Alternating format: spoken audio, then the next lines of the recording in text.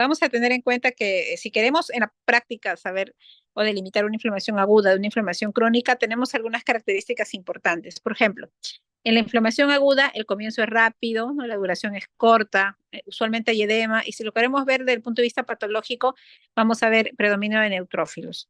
En la inflamación crónica, el predominio de las células van a ser macrófagos y linfocitos, ¿no? Y eso porque ustedes ya han visto la parte de inmunidad y ven cuáles son las células que primero llegan a la parte inflamatoria y se extravasan desde la sangre hacia el tejido, es neutrófilos en aguda, y en crónicas, macrófagos y linfocitos. Progresiva, duración larga, angiogénesis, fibrosis finalmente y necrosis tisular tiene que ver con la parte crónica. La inflamación aguda va a obedecer básicamente a la respuesta vascular y celular. Hay una vasodilatación y un traspaso de las células hacia la parte de tejido. El actor principal es el neutrófilo, como comentaba, ¿no?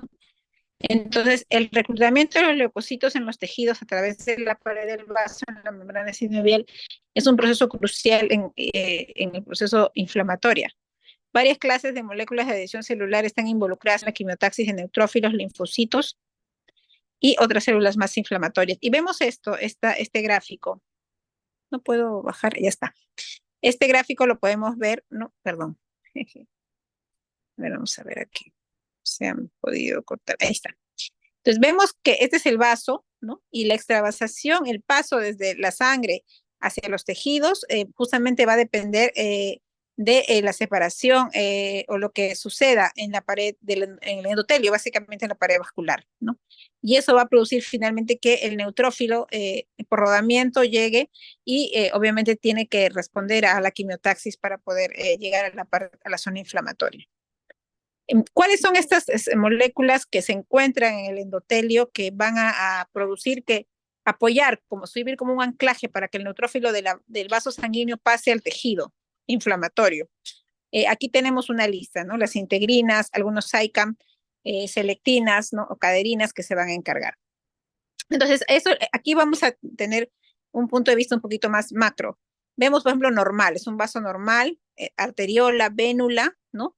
Y en la matriz extracelular. Pero cuando sucede la inflamación, vamos a ver que el vaso se va a expandir, se va a vasodilatar, va a haber una dilatación de la arteriola, por ende una dilatación de las vénulas, y esto va a producir de que haya una expansión del capilar, y como vemos en las flechas verdes, van a salir también no solamente las células, sino también van a salir el plasma. Y esto provoca edema, que es lo que nosotros podríamos llamar como líquido en la zona tisular. Vemos aquí en la inflamación aguda cómo los neutrófilos están emigrando. Igual vemos en esta lámina cómo es el vaso normal, el paro endotelial, como cuando tenemos dos posibilidades cuando hay inflamación. Puede ser que hay una extravasación de trasudado y otra extravasación de exudado, ¿no? Cuando hablamos de trasudado, vamos a ver que el trasudado, en lo que es el líquido que se va a almacenar producto de la inflamación, va a tener proteínas disminuidas, por ejemplo, que es una de las características más importantes, y va a haber un incremento de la presión hidrostática, por lo tanto va a salir el líquido del vaso hacia el tejido. Igual pasa con el exudado. Entonces, ¿qué va a suceder? Nosotros tenemos el vaso y tenemos los neutrófilos. Entonces, los neutrófilos que juegan un papel importante en la inflamación van a estar, se van a proliferar en el tejido gracias a la inserción que tiene con las selectinas, como hemos visto hace un momento, con las caderinas, ¿no? Algunos proteoglicanos. Todo eso va a llevar a que el neutrófilo tenga mayor componente en la zona inflamatoria. Y acá también vemos en las plaquetas. Es importante en una inflamación aguda, por ejemplo, también en la trombocitosis termina siendo como unas células de respuesta inflamatoria. También en la inflamación vamos a ver que la fagocitosis va a estar presente con la finalidad de destrucción digamos, de la noxa, ¿no?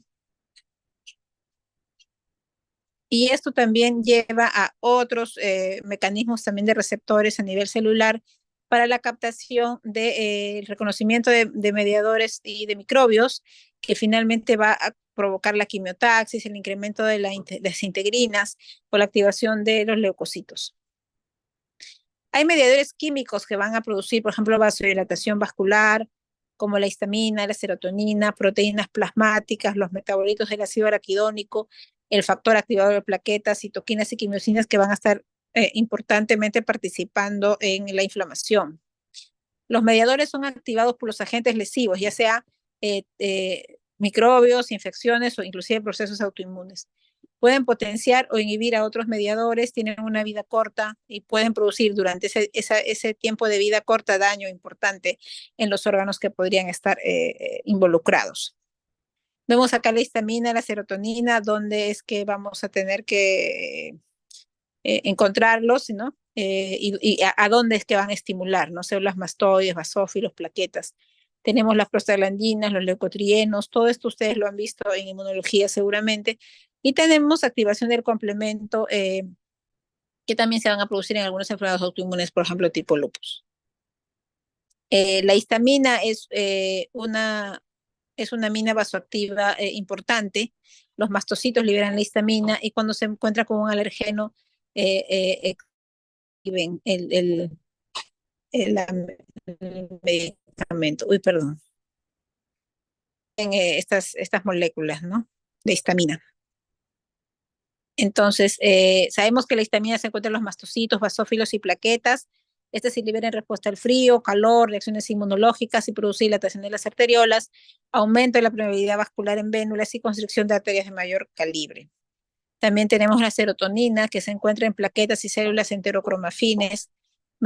Es un mediador vasoactivo, la serotonina, similar a la histamina, induce aumento de la permeabilidad vascular. Las proteínas plasmáticas tenemos el ácido araquidónico. Ya es sabido por ustedes cómo es toda la cascada del ácido araquidónico para poder, con lipoxigenasa, la vía ciclooxigenasa, para poder producir finalmente vasodilatación o vasoconstricción, dependiendo si nos encargamos de hablar de la prostacyclina con vasodilatación o en vasoconstricción el trombloxano, A2 principalmente. Ya cuando hablamos de la vía de la lipoxigenasa tenemos a los leucotrienos.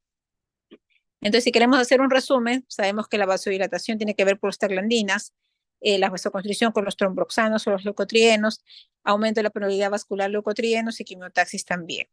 Entonces, ahí hay varios y esto es importante saber porque sabemos que todo esto tiene que ver con una cascada inflamatoria que responde a una noxa, ya sea bacteriana, infecciosa, viral, pero también tenemos que la autoinmunidad se presenta igual. Entonces, vemos acá, por ejemplo, cómo actúa el factor necrosis tumoral o la interleuquina 1, ¿no? Que nos puede dar fiebre, aumento del sueño, disminución del apetito, todo lo que son las características clínicas de un paciente que está pasando por una inflamación aguda. El sistema de complementos consta de 20 proteínas y su objetivo finalmente es formar el complejo de ataque a la membrana para la destrucción celular. Entonces participa en los procesos inmunitarios y en la defensa contra microorganismos, produciendo lisis de los mismos y producen aumento de la permeabilidad, quimiotaxis y opsonización. Los componentes inactivos se enumeran de C1 a C9 y tenemos todos estos complementos que van a estar participando.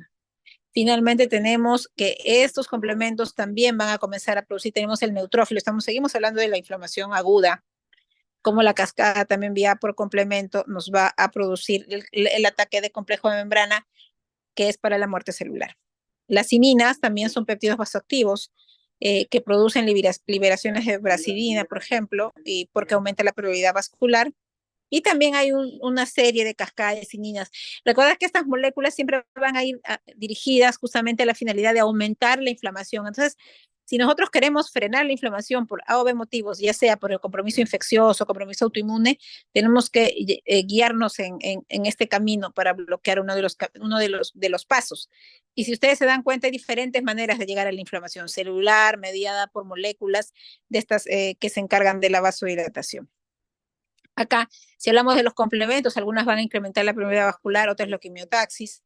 El óxido nítrico también es importante porque va a producir aumento o vasodilatación. Si ustedes se dan cuenta, es muy agudo, muy catastrófico la inflamación aguda, inclusive, y si lo queremos tomar como ejemplo, en la época del COVID, el COVID en sí, la infección viral no mataba al paciente, sino la inflamación, justamente, la respuesta inflamatoria exacerbada del cuerpo hacia el virus o sus componentes Entonces, como ustedes han visto en lo que hemos hecho, que es un pequeño resumen de lo que ustedes seguramente han hecho en inmunología, esto puede matar al paciente si no hay un control. Teóricamente el cuerpo humano controla esto, si estamos usando antibióticos, si hay un problema de autoinmunidad. En el caso de enfermedades autoinmunes severas, usamos corticoides, altas dosis que frenan el camino de la inflamación. Cuando se presenta una inflamación aguda de un componente crónico, porque si ustedes saben, el lupus, la artritis son enfermedades crónicas, pero en algún momento puede haber una actividad muy aguda de la inflamación y que necesita un tratamiento rápido. En la inflamación crónica, digamos, el actor principal va a ser el macrófago, ya no el neutrófilo. Entonces tenemos acá una injuria. ¿Y qué pasa? En una injuria vamos a tener inflamación aguda, ¿no? Como ya lo hemos revisado y ustedes ven esta lámina con varios neutrófilos. Y tenemos una inflamación crónica, ¿no? Puede hacer el tiempo y puede progresar. La inflamación aguda a crónica. O puede haber una inflamación que sea crónica de por sí. Por ejemplo, una infección crónica en la cabeza, la tuberculosis, una enfermedad autoinmune, que es una inflamación crónica ya de por ende. En esta inflamación crónica va a haber un infiltrado de célula mononuclear a la cabeza del macrófago y vamos a tener ya angiogénesis, ya formación de vasos, ¿no? Y que a la larga podría dar también inclusive fibrosis, ¿no? Y vemos que puede haber un camino hacia la fibrosis, ¿no? Y también la fibrosis se puede guiar por una parte de que tengamos una inflamación aguda que rápidamente vaya a la fibrosis, pero usualmente tendría que ser crónica para llegar a ello. Si nosotros tenemos una inflamación aguda que produzca pus, por ejemplo, o lesiones de muerte rápida de los neutrófilos y con mucho daño tisular, también se puede llegar a la inflamación crónica. Eso es un poco el gráfico ya sin dibujo sobre la inflamación crónica y el camino luego a la cicatrización, a la curación, cicatrización, regeneración o fibrosis. Entonces vemos aquí cómo es que el macrófago está sucediendo. Esto el monocito se madura macrófago y obviamente y también estos pueden obtener o opsonizar la apoptosis que han tenido los neutrófilos si han tenido, si ha existido una inflamación aguda que los mató, ¿no? Tenemos algunos fagocitos aquí en el cuerpo, o sea, encargados ya de poder manejar la parte crónica, ¿no? Que tenemos acá, por ejemplo, en el pulmón, los macrófagos alveolares, ¿no? En el hígado, las células de Kupffer, ¿no? Entonces, algunos factores, digamos, factores, moléculas que también participan en enfermedad, en inflamación crónica a la cabeza, tenemos el patrón más importante, ejemplo más clásico que es la artritis reumatoide. Tenemos las citoquinas, tenemos las moléculas de adhesión, ¿no? Y tenemos la adhesión leucoendotelial, ¿no? Las quimioquinas, los receptores quimioquíneos, la angiogénesis, la vasculogénesis. La presencia de varios pares, ¿no? Y quimiosinas pueden interactuar con ello. Hay factores también solubles y unidos células que pueden también participar en esas enfermedades inflamatorias. Algunas CAM y quimiosinas también, o factores de crecimiento. Y vemos, por ejemplo, en la clásica, nosotros estamos viendo una articulación normal, ¿no? Tenemos una artrosis, ¿no? Donde va a haber disminución del cartílago, ¿no? Y la artritis reumatoide más bien se caracteriza porque ya va a haber una inflamación crónica de la sinovia, ¿no? Ven ustedes acá, ¿no? Una rodilla inflamada. Entonces, o la artritis reumatoide donde va a haber una inflamación crónica de las articulaciones interfalángicas proximales. Entonces, tenemos que la inflamación aguda, por ejemplo, si es aguda, podemos pensar que puede ser un evento traumático, ¿no? O una manifestación de alguna enfermedad crónica que se esté produciendo una inflamación aguda, por ejemplo, una hemofilia en un joven, en un niño joven, o un problema de coagulación, o se ha golpeado, o hay una rotura de menisco, por ejemplo. Pero cuando ya hablamos que no es, la injuria no es aguda, entonces ya tenemos que buscar otros síntomas. Si tenemos que ya tiene fiebre, podemos pensar que es una artritis séptica, pero si no hay signos de fiebre o signos que podríamos pensar de una infección, si hay otras situaciones más como diarrea, compromiso viral, ¿no? Dolor de garganta, ya tendríamos que buscar en el caso de esta articulación inflamada agudamente, si no tiene algún otro componente detrás, ¿no? Como por ejemplo una enfermedad reactiva, una artritis reactiva. Pero si no, entonces si tenemos, por ejemplo, una enfermedad intestinal inflamatoria, entonces también puede haber una monoartritis por una enfermedad inflamatoria intestinal. Ya, buscamos otras cosas, ¿no? Si hay rash, ¿no? En la lesión, o puede tratarse una vasculitis. Si hay una ingestión de una droga y ha sucedido luego de esta, podemos evaluar si hay alguna reacción, por ejemplo, a una cefalosporina.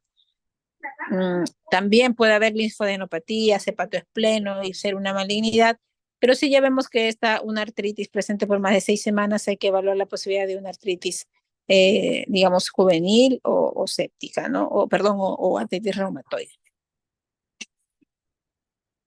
Esta sería la primera parte. Voy a volver mi posición así y vamos a entrar a otra. A ver. Listo. Espera. Bueno, esta ya la hemos puesto. Quiero verlo, ponerlo esto más amplio. Este es un ejemplo más o menos. Y esto es básicamente para poder discriminar lo que es una inflamación aguda. Lo hemos conversado ya con respecto a los tiempos y después de esto podemos hablar de una situación más crónica. No sé si hay alguna pregunta.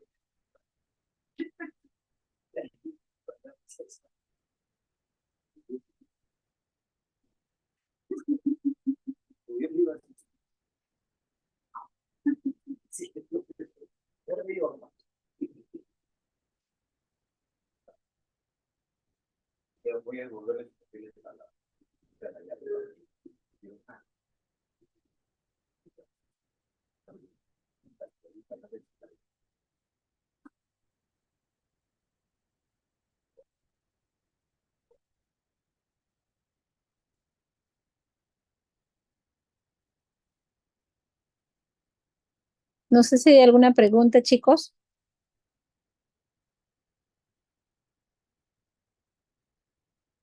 Todo claro, doctora. Ya, muchas gracias. He prometido a sus compañeros pasar el anterior, hasta ahora no lo hago, lo prometo, ahora en la tarde tengo un poco más de tiempo, lo voy a pasar. Cualquier cosa me pueden escribir al WhatsApp, estamos en contacto. Gracias. Ok, hasta luego, doctora.